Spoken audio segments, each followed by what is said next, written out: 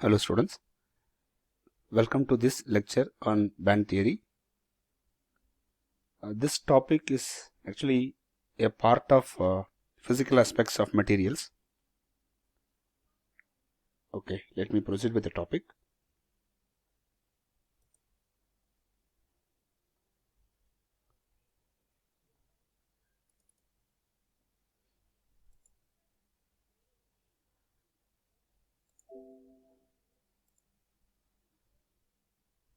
Yeah. Okay.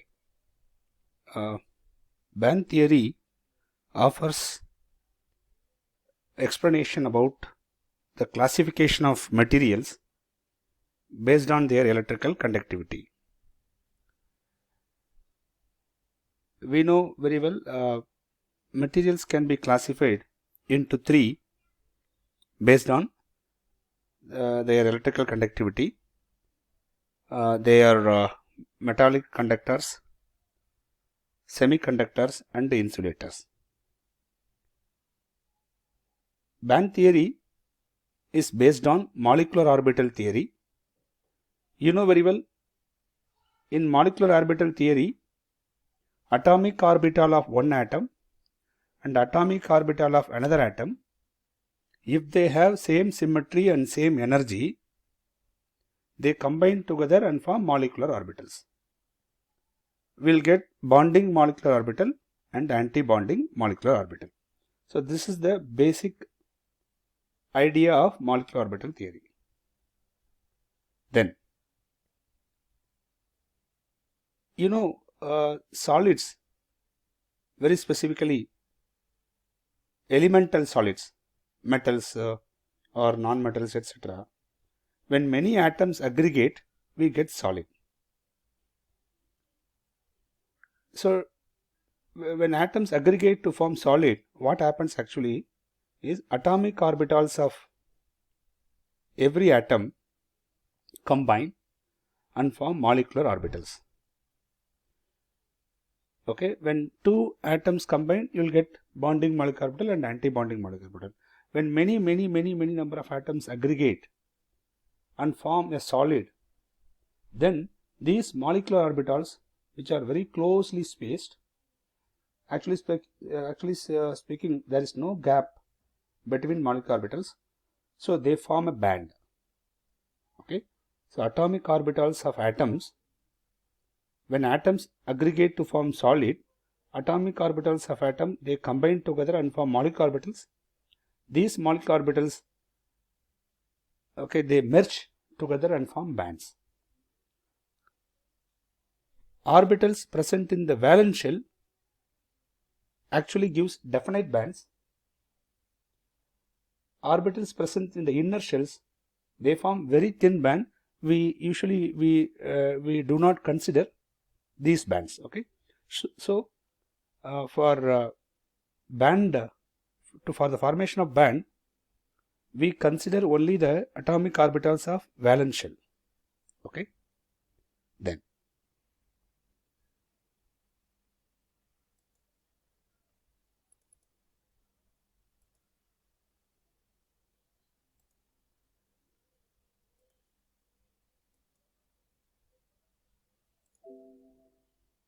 yeah,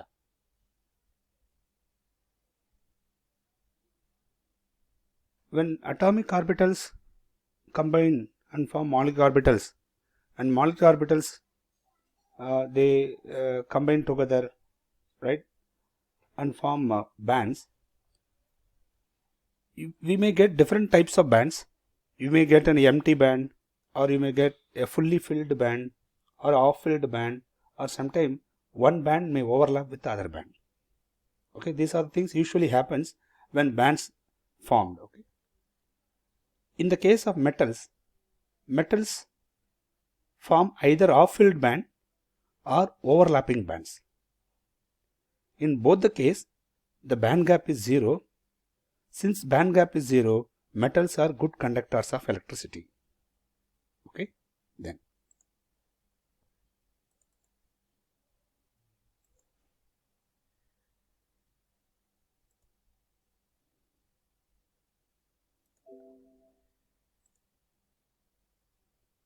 Now, I will take an example for metals. Say, I will take copper. Copper actually form half-filled band. Okay. We know very well the electronic configuration of copper is 3d10 4s1.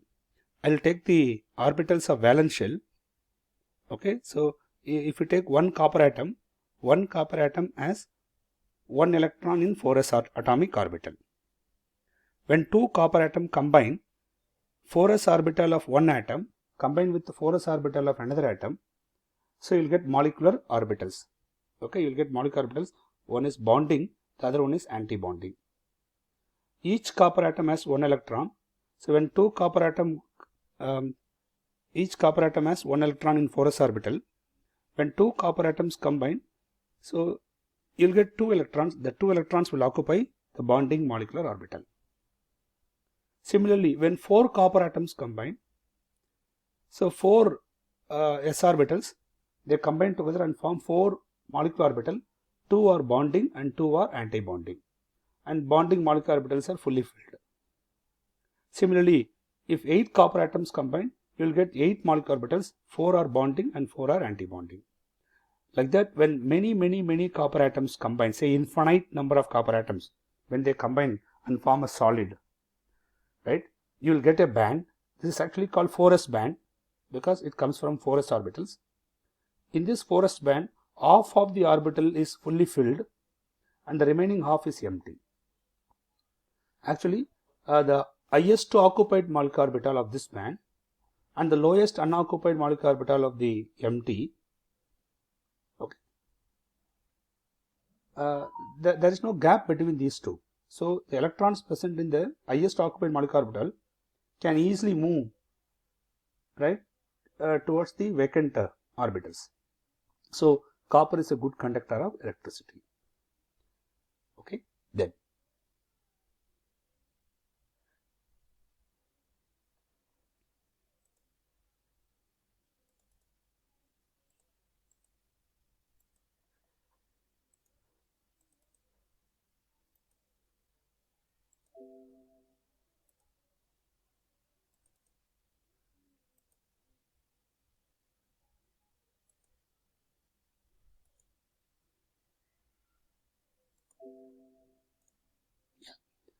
I'll take the second example. I'll take the metal zinc. Zinc metal form overlapping bands. How? The electronic configuration of zinc is 3d10 4s2, and we have 4p orbital which are empty. So in each zinc atom, if we take one zinc atom, in one zinc atom we have a 4s orbital which has 2 electrons and 4p orbitals which are empty. When two zinc atom combine, okay, 4s orbital of one atom and 4s orbital of another atom, they combine and form molecular orbitals, bonding, anti-bonding.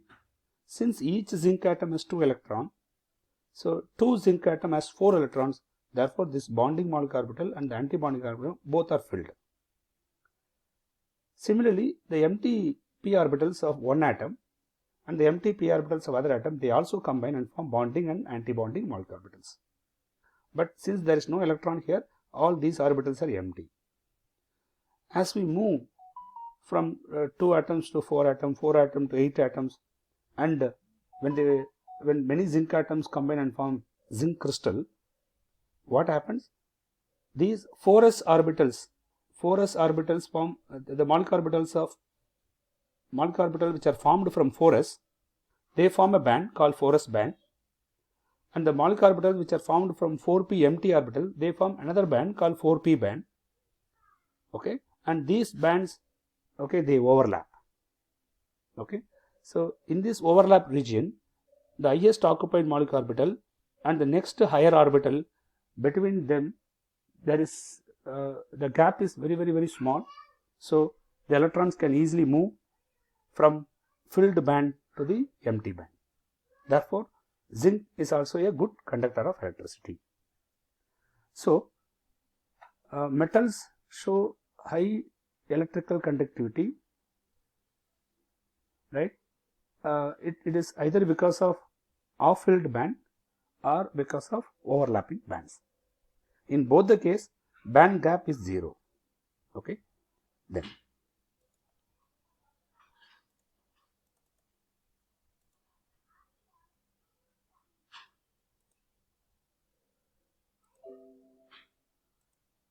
Then the second one is semiconductors. So remember, in metals, based on band theory, metals form either off-filled band or overlapping bands.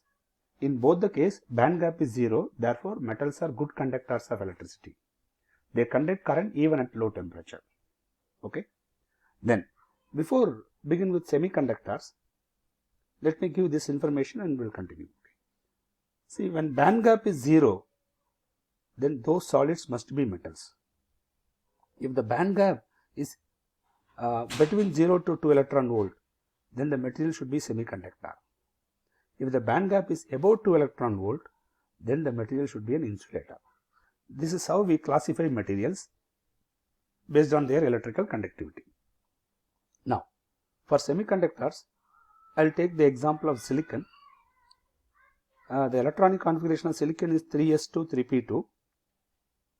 So, when many silicon atoms combine, what happens actually is the 3s orbital and 3px, 3py and 3pz orbitals, they combine, they mix together and form 4 sp3 hybrid orbitals first.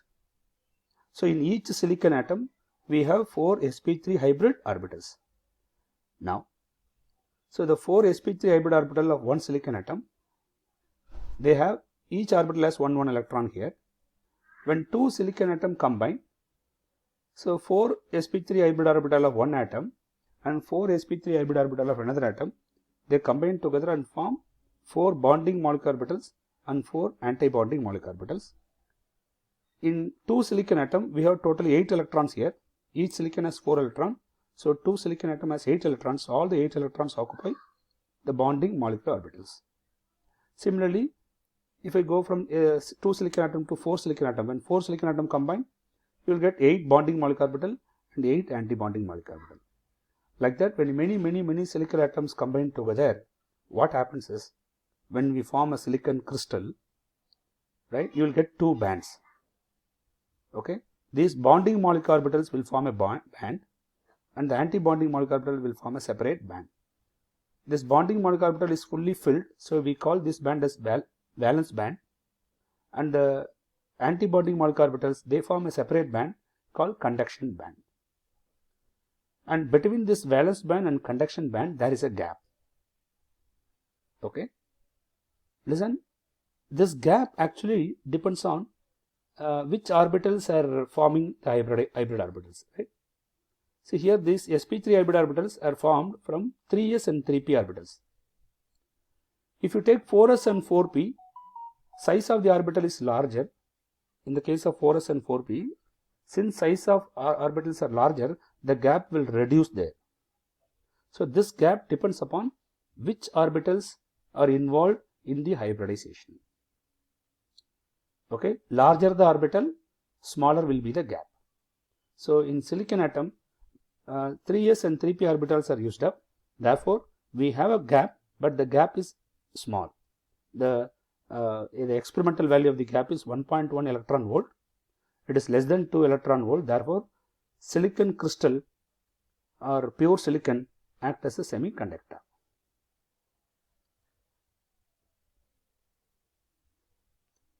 Then,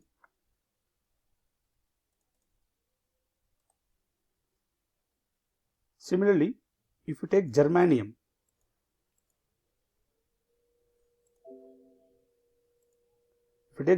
crystal, germanium, the outer electronic configuration is 4s2 4p2. So, where you will get 4 hybrid orbitals which are formed from 4s, 4px, 4py and 4pz. Since the size of these orbitals are larger compared to silicon, so in germanium also we get fully filled band called valence band and empty band called conduction band, but the gap between these two bands is lesser. It is actually 0.7 electron Hello students, welcome to this lecture on band theory. In the last video lecture, I gave some information about band theory, and we also looked at bands in metals and bands in semiconductors. So I have told you that in semiconductor,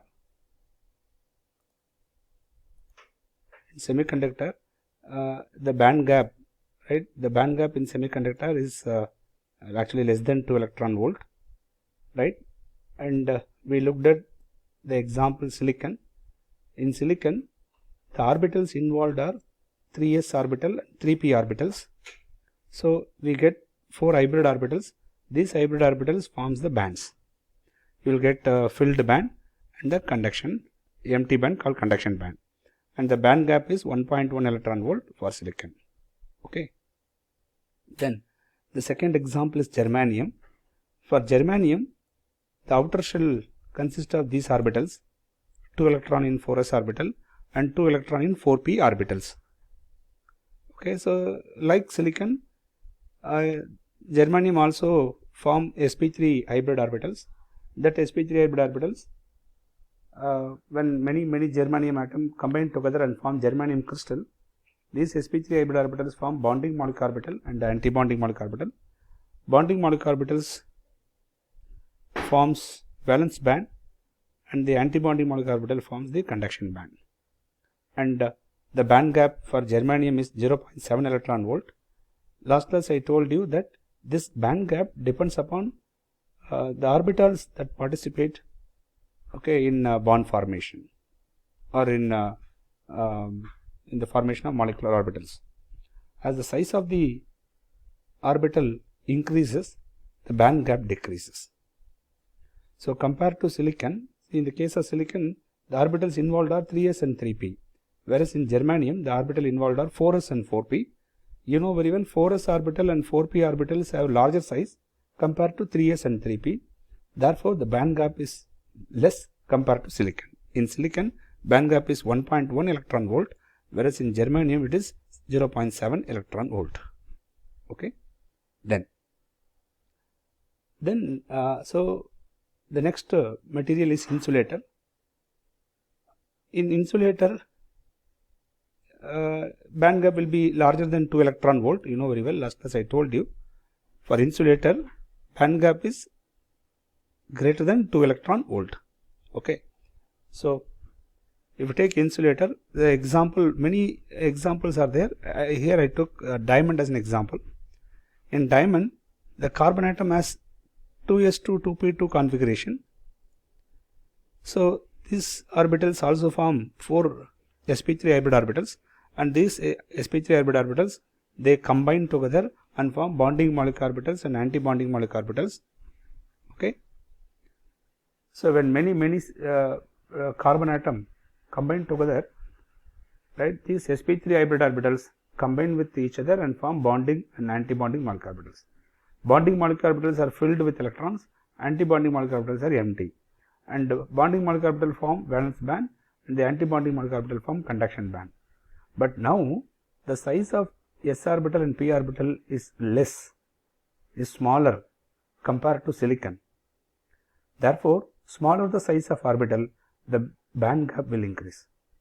So in the case of insulator, in the case of diamond, the band gap is 5.4 electron volt, which is greater than 2 electron volt. Okay, which is greater than 2 electron volt. Once again,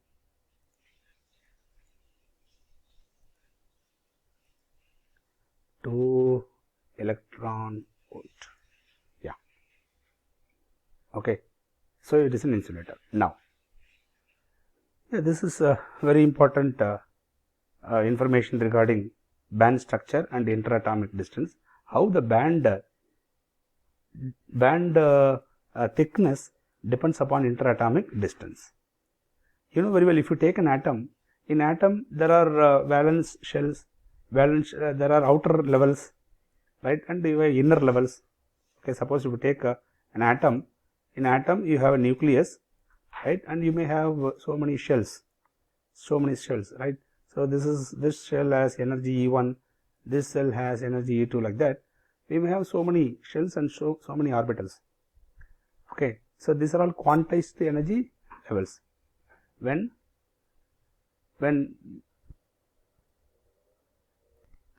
okay, now listen, when the atoms are far apart, okay, these energy levels, right, remains as just single levels, right, quantized energy levels. But as the interatomic distance decreases, if you bring the atoms closer and closer and closer, what will happen? The levels present in outer shell, they starts to overlap first, or they starts to combine and form bonding and so band structure starts to occur.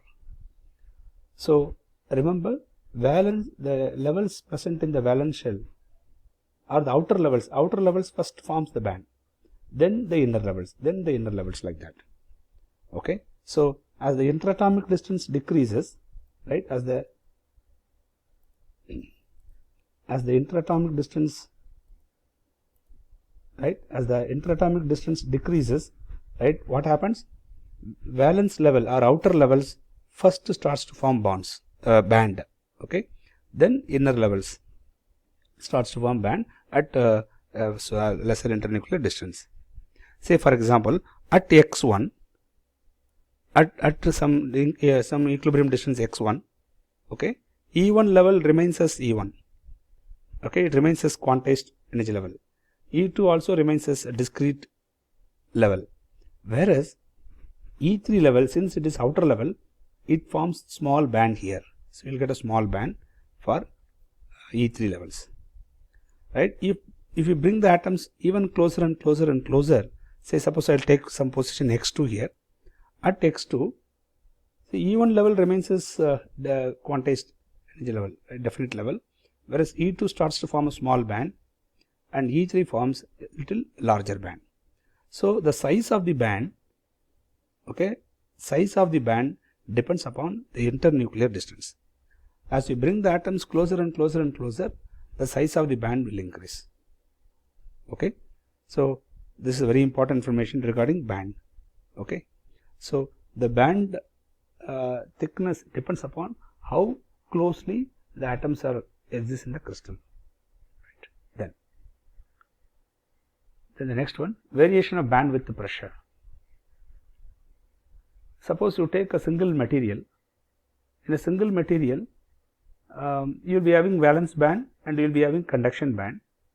Now what I am going to do, I am going to increase the pressure.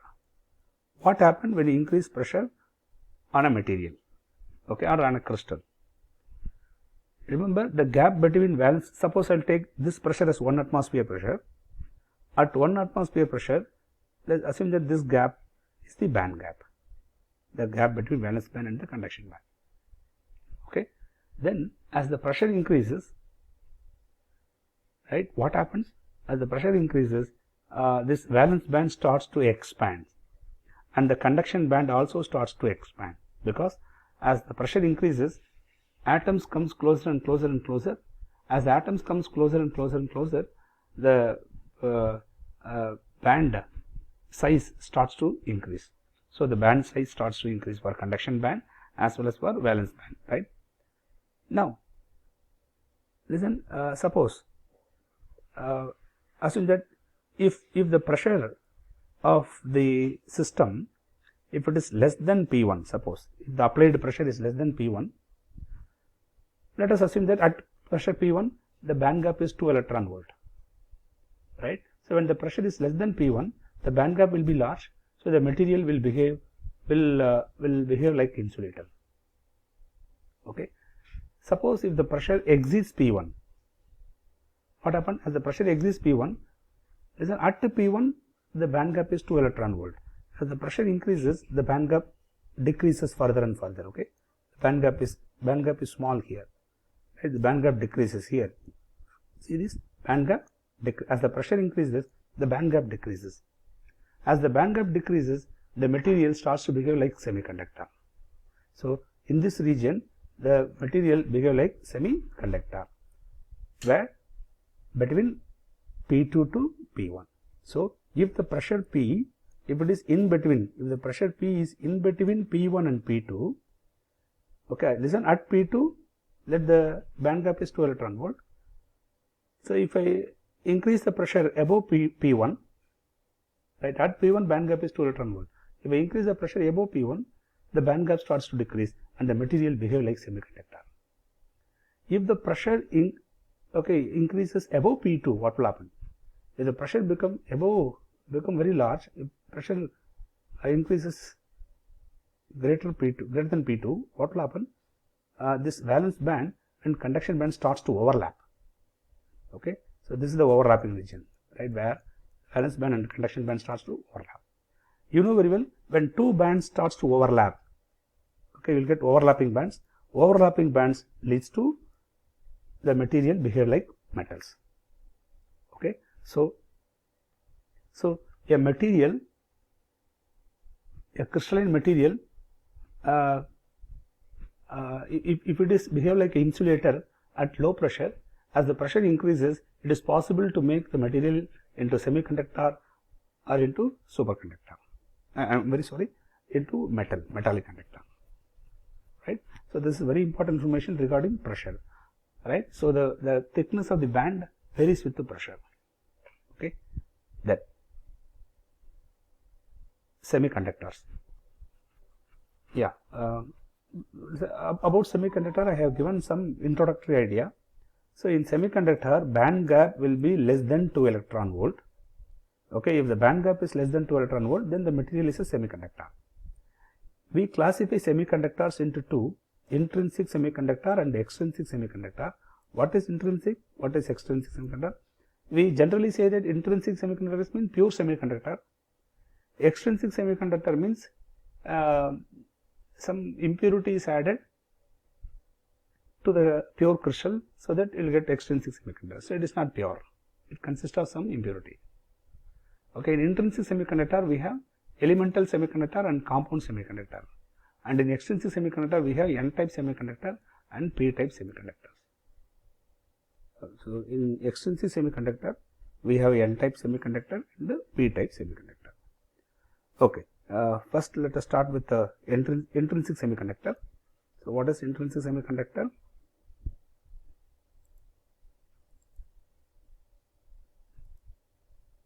Yeah, in intrinsic semiconductor,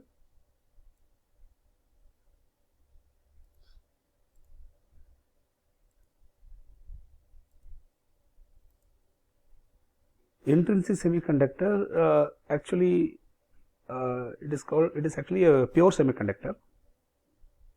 In intrinsic semiconductor we have elemental semiconductor, examples are silicon and germanium, and we also have compound semiconductors. Suppose if I take silicon, in silicon the band gap between valence band and conduction bands is 1.1 electron volt, and in germanium the band gap is 0.7 electron volt. And if you take compound semiconductor, we have compound semiconductors. Compound semiconductors are formed by elements of group 3A and group 5A. Say for example, gallium belongs to group 3A and arsenic belongs to group 5A. So 3,5 semiconductors, also simply called 3,5 semiconductors: gallium arsenide, indium arsenide, etc. In gallium arsenide, the band gap is 1.43 electron volt, and in indium arsenide, the band gap is 0.33 electron volt. See, these are actually called alloys. Indium arsenide,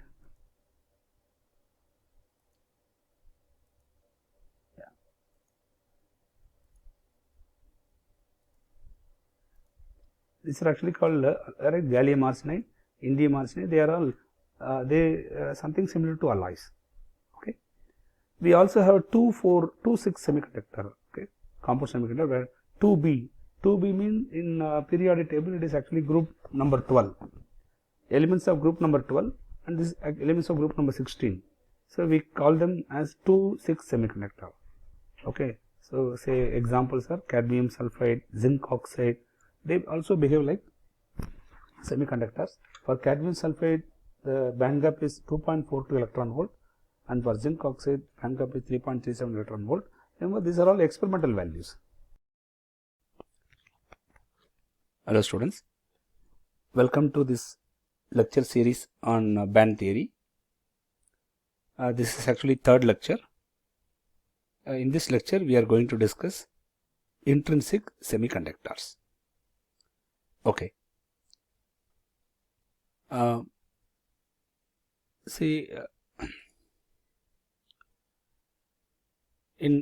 are intrinsic semiconductor? I told you already. Intrinsic semiconductor is actually a pure semiconductor. So we have pure crystal of silicon or pure crystal of germanium. They act as intrinsic semiconductor. In intrinsic semiconductor, suppose assume that the temperature is 0 Kelvin. At 0 Kelvin, the valence band is fully filled and the conduction band is fully empty.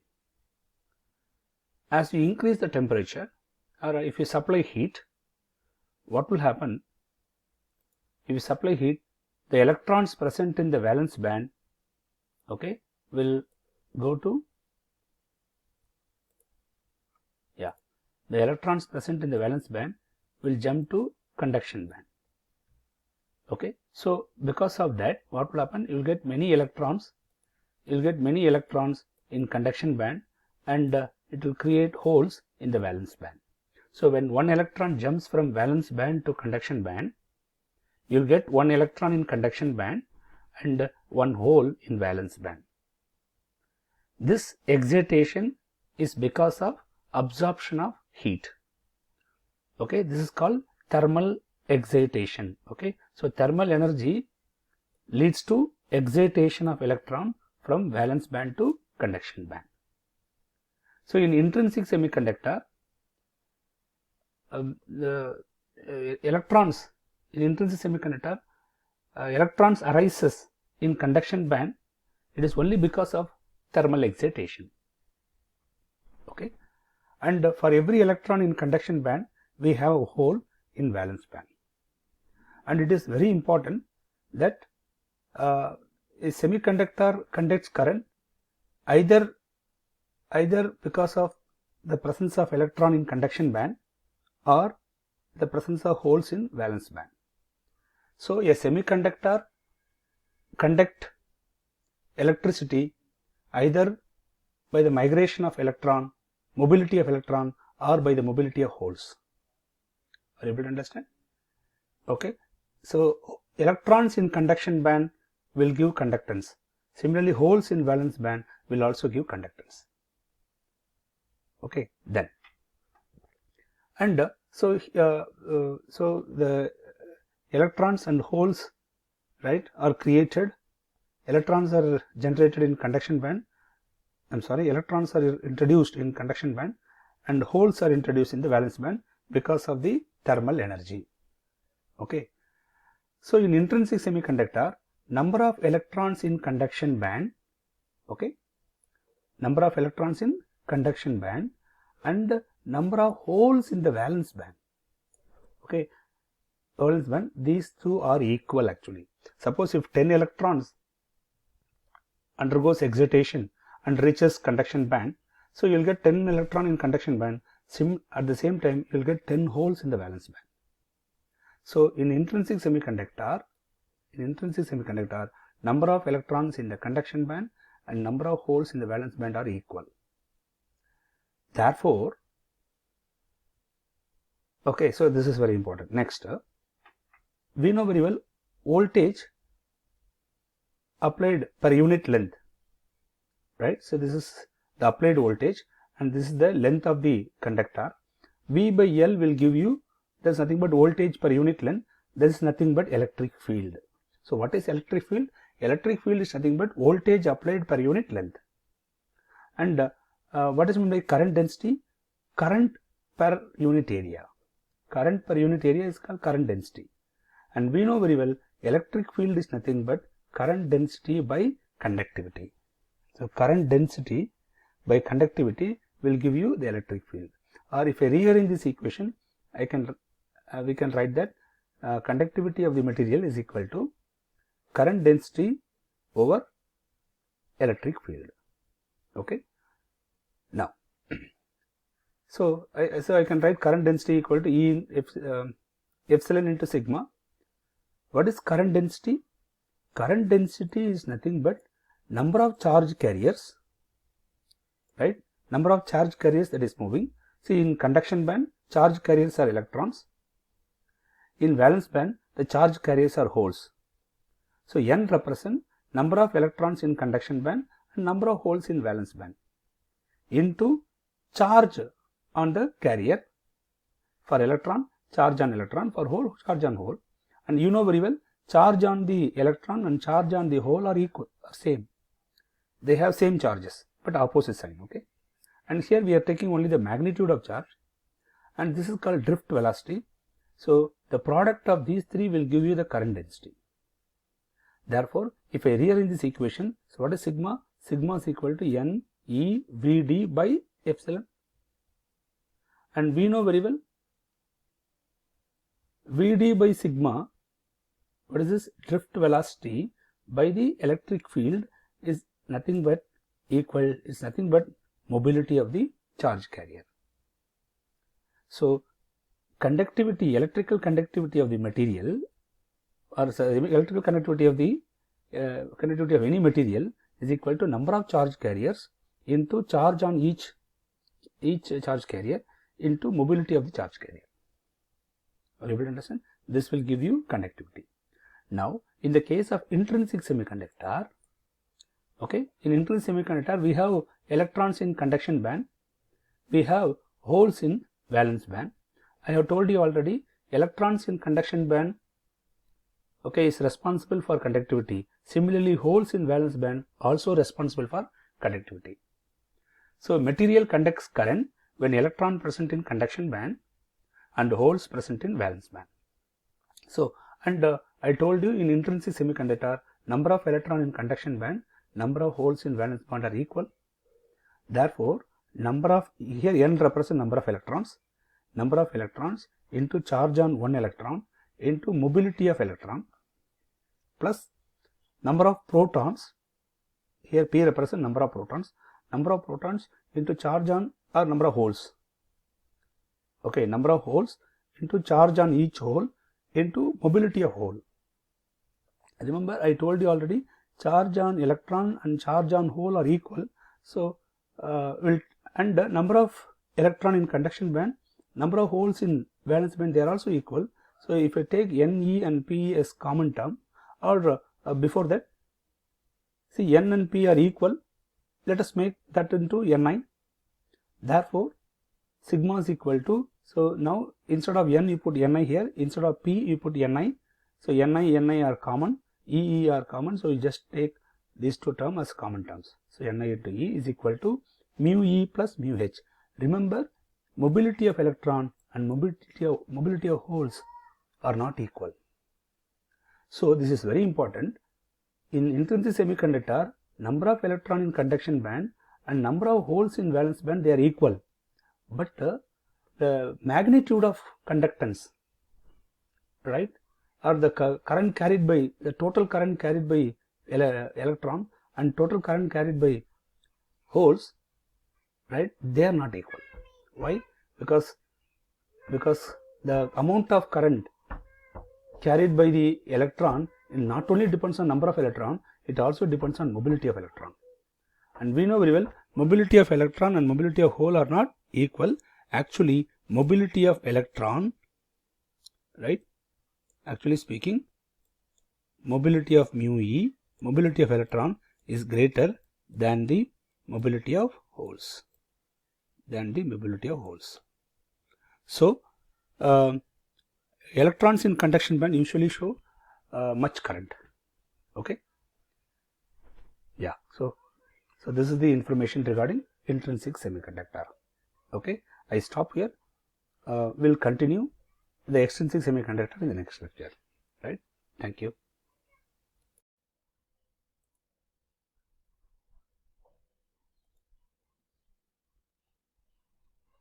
Hello students. Welcome to the lecture series on band theory. In band theory, we have looked at intrinsic semiconductor in the last session. Today I am going to discuss the extrinsic semiconductor. Okay, what is extrinsic semiconductor? You know very well, extrinsic semiconductor is actually called as doped semiconductor, right? Where we dope group 13 elements or group 15 elements to silicon or germanium. Silicon and germanium belongs to group 14. Okay, silicon and germanium, they belong to group 14 in the periodic table, group 14. So if we add any element from group 13 to silicon or germanium, we will get p-type semiconductor. If we add group 15 elements to silicon or germanium, we get n-type semiconductor. Okay, n-type semiconductors and p-type semiconductors, right? They belong to extrinsic semiconductors. Okay, examples for extrinsic semiconductors. There are plenty of examples available, but I am going to give you only few here. If you dope gallium, the element gallium in silicon, right? Gallium doped in silicon. So here the host crystal is silicon and the impurity is gallium, right? Similarly, silicon is the host crystal and the impurity is boron. So if you add boron or gallium, boron, gallium, these are all elements belong to group number 13. Okay, group number 13. So if you dope gallium or boron in silicon, we'll get p-type semiconductor. Instead of group 13 element, if you dope element from group 15, say phosphorus or arsenic, right, in silicon or germanium, we'll get n-type semiconductors. Okay, so in general, extrinsic semiconductor is impure semiconductor. We add some impurity to some host crystal and we'll get extrinsic semiconductors. Okay, now we'll discuss some information about n-type semiconductor. So in n-type semiconductor, we add group 15 elements to silicon or germanium. Okay, what happens when you add group 15 elements in silicon or in germanium? Addition of impurity introduces donor level, right? Addition of impurity introduces donor level. So you know very well, in silicon or in germanium, you will be having valence band and you will be also having conduction band. If you add the impurity introduces a level called donor level, which consists of electrons, right? This donor level will exist close to the conduction band, and the gap between conduction band and the donor level is so close that even at a very low temperature, the electron can jump or the electron can move from donor level to conduction band. Okay, then not only that, if you go to high temperature, electron excitation also occur from valence band to conduction band. So in n-type semiconductor, the electrons in conduction band, they come from donor level as well as from valence band. If electron comes from valence band, it is because of thermal excitation. If the electron comes from donor level, it is because of the impurity that we have added. Okay, so based upon the impurity concentration, right, you will get more electron in conduction band. So remember, as you increase the impurity concentration, more electron will go to conduction band. Therefore, number of electron in conduction band will increase. Are you able to follow? And we also know that when electron jumps from valence band to conduction band, okay, when one electron jumps from here to here, you will get a hole in valence band. So the number of holes in valence band, right, will be equal to number of electrons that goes from valence band to conduction band. Suppose if 3 electron goes from valence band to conduction band, right, you will get 3 electron in conduction band and 3 holes in valence band, but in conduction band you have more electron. It is because of the electron goes from donor level to conduction band. So what I am saying here is the number of electron in conduction band and the number of holes in valence band are not equal. Actually, in n-type semiconductor, number of electrons in conduction band is more compared to number of holes in valence band. So which is more in number? Electrons. Therefore electrons are the majority carriers. So in n-type semiconductor, electrons are the majority carriers and the holes are minority carriers. Since majority carriers are electrons carry negative charge. Okay, electrons carry negative charge. The first letter of negative is N. That's why we use the term n-type semiconductor. Okay, then okay, the next one is p-type semiconductor. In p-type semiconductor, we add elements group 13, elements from group 13 to silicon or germanium. Okay, and addition of this impurity here, this boron, gallium, okay, they referred as impurities.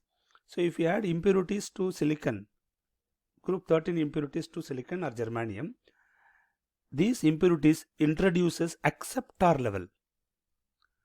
Okay, what is the difference between donor level and acceptor level? Donor level has plenty of electron, they can donate electron, whereas acceptor level has many holes, they can ready to accept electron, the acceptor level. So when we introduce group 13 element to silicon or germanium, acceptor level is created.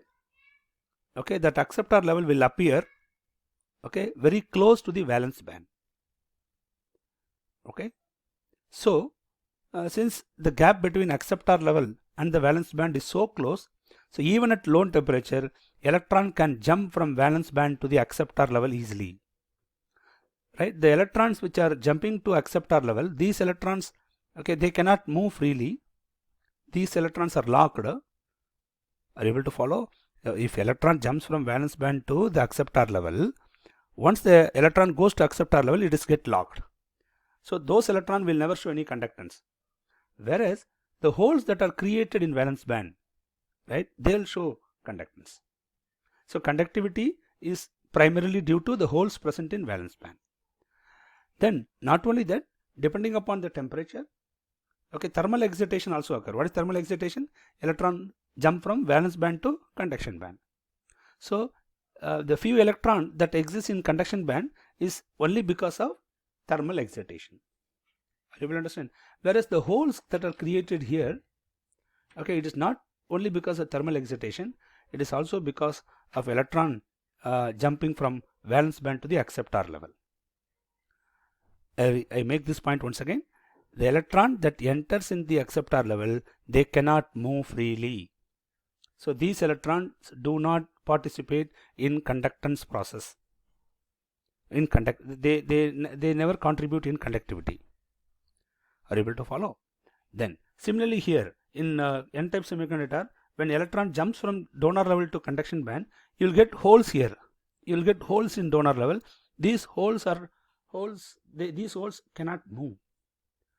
Okay, so these holes never contribute in the conductivity of the material. Are you able to follow? So it's very clear.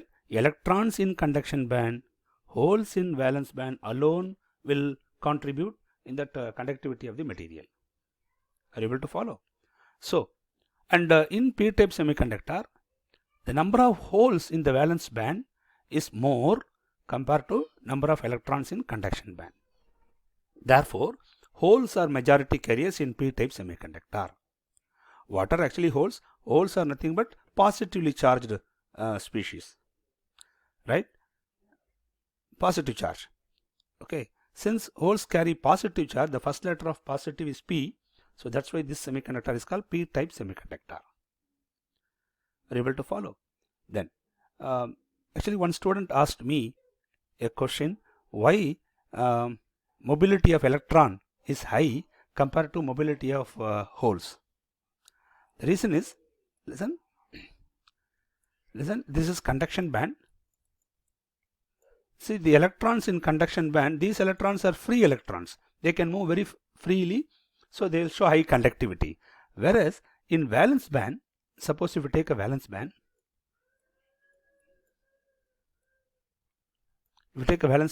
in valence band, when electron jumps from valence band to conduction band, holes are created. Okay, suppose if you get a hole here, then how this hole will move? Listen, it is not actually the hole migrates. The electrons present in the next lower level jumps to the hole, and that will occupy the hole. So this hole will disappear, but you will get a new hole here. Then the next lower level, right?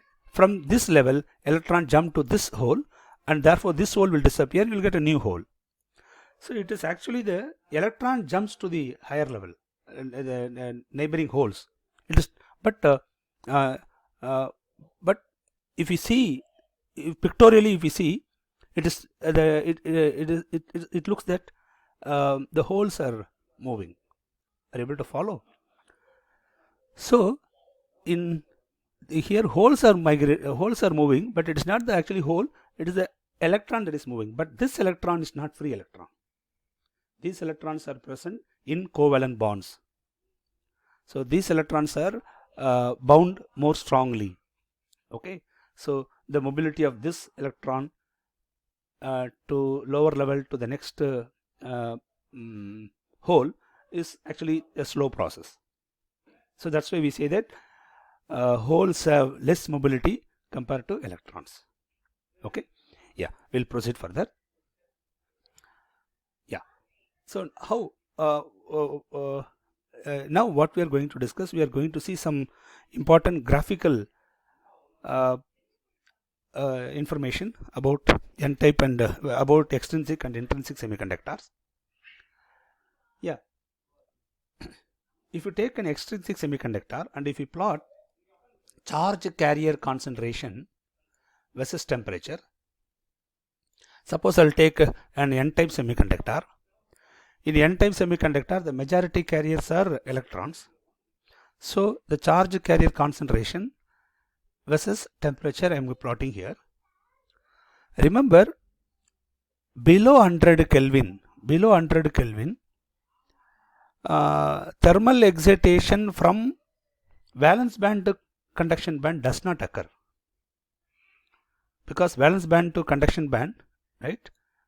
See, having a conduction band here, right? This is the conduction band, and this is the valence band.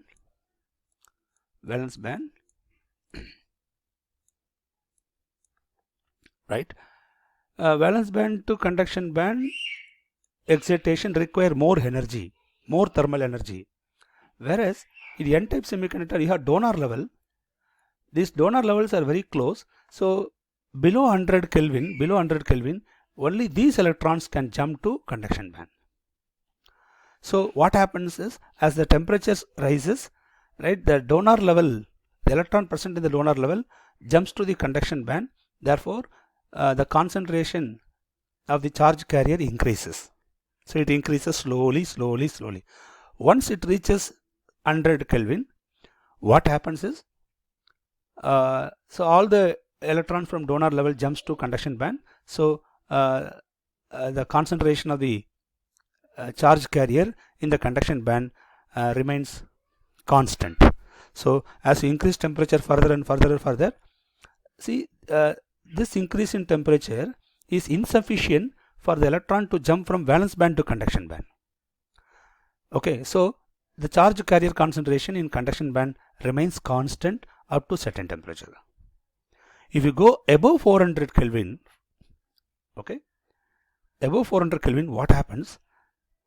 Above 400 Kelvin, the thermal energy available is sufficient for the electron to jump from valence band to conduction band. So charge carrier concentration increases further. So in the case of extrinsic semiconductor, we will get a graphical plot like this. But for intrinsic semiconductor, it is different. Yeah, students, we'll continue here. So in n-type or in extrinsic semiconductor, at low temperature, the charge carrier concentration increases slowly. Then once it reaches a maximum, then it remains constant for up to certain temperature. Why the concentration increases here? Because the as the donor level, right? So since donor level is very close to the conduction band, okay, so electrons can jump from the donor level to conduction band very easily, even at very low temperature. Once all the electrons jumps to conduction band from donor level, then the charge carrier concentration remains constant up to certain temperature. Then above, say above 400 Kelvin, right, the thermal energy available is sufficient for the electron to undergo excitation from valence band to conduction band. Therefore, extrinsic semiconductor, the charge carrier concentration increases in extrinsic semiconductor. Suppose if we take an intrinsic semiconductor, right, in intrinsic semiconductor, you know very well, the electrons in conduction band and holes in valence band are only due to thermal excitation. Therefore, in low temperature, thermal energy is insufficient for the electron to jump from valence band to conduction band. So once it reaches 400 Kelvin or above, then only the charge carrier concentration starts to increase. So this is the nature of the graphical plot for intrinsic semiconductor, and this is the extrinsic semiconductor. Okay. Then how the mobility, right, logarithm of mobility varies with respect to impurity concentration. Okay, listen, you know very well, the mobility of electron is generally greater compared to the mobility of hole, and as the impurity concentration increases, right, this mobility starts to decrease. Both the mobility starts to decrease. So keep this in your mind. As the impurity concentration increases, right, the mobility will decrease. Now, how the mobility varies with the temperature? Log of mobility, how it varies with the temperature. Okay, listen, as the temperature increases, right, mobility of the electron as well as hole decreases. This is, see, when you plot logarithm of mobility versus temperature, we should keep impurity concentration constant. Okay, so at one particular impurity concentration, right, if you plot log mu versus temperature, right, the mobility will decrease like that. Okay, so what's the conclusion? The conclusion is here: as temperature increases, listen, as temperature increases, charge carrier concentration increases in intrinsic as well as in extrinsic. And whereas mobility, listen, as charge carrier concentration increases, conductivity will increase. But as the mobility decreases, conductivity will decrease. So increase of charge carrier concentration increases the conductivity, right, sigma, whereas the decrease in mobility will decreases the conductivity of the material. But now if we compare, the increase in charge carrier concentration is very much greater compared to the decrease in mobility.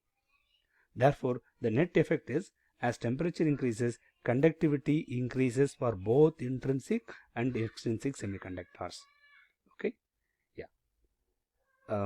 Okay, students, I stop here. We'll continue the next class. Thank you.